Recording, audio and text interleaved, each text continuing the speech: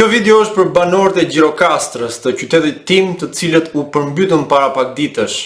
Dëgjojeni se si doktor Gjelpëra i zbuloi rrënjët e dramës së përmbytjes.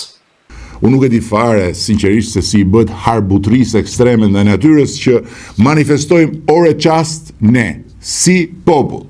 Hedhja rrugëve, shisheve dhe qeseve plastike, se t'ishte ky vend jo atë dheu yni përbashkë për një kosh plerash. Dëgjoni tani dhe se shkruan në kujtimet e tij të botuara që në vitin 2020, një prej njerëzve të nderuar të qytetit që ju e njihni mirë, arkitekti dhe urbanisti me kontribut shumë vjeçar për qytetin Agrondoraci.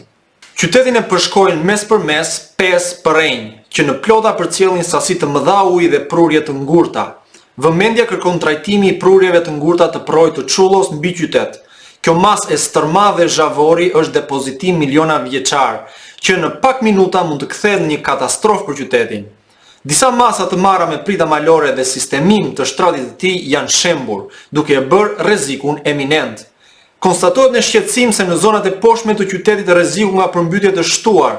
Ky fenomen i ri i bërë prezent është pasojë e pakujdesisë së treguar duke ngushtuar shtratet e përrenjve me ndërtime.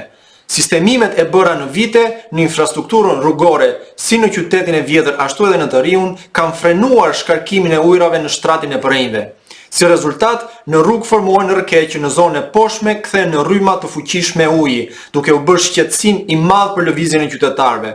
Mirëmbajtja e shtratit të përrenjve, pastrimi i tyre në periudhën para rreshjeve, sidomos pikat ku përrenjt kanalizohen, janë masa të domosdoshme për të evituar sa më shumë përmbytjet në qytet.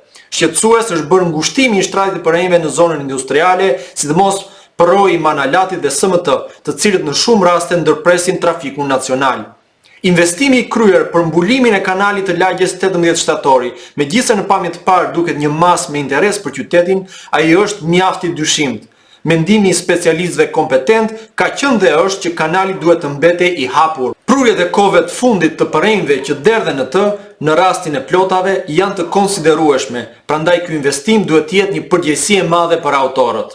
Kanalit i është ngushtuar seksioni gjë me pasoja për të ardhmen. Ky është dallimi mes mendimit të një eksperti, të cilit i dhimbset puna shumë vjeçare që ka bërë bashkë me kolegët e tij për qytetin, dhe justifikimit me shishe plastike të kryeministrit të vendit, me ato shishe të cilat do duhej prej kohësh të ishin djegur tek inceneratorët që s'u ndërtuan kurrë, por për të cilat Edi Rama s'di gjë, prandaj mos e pyesni.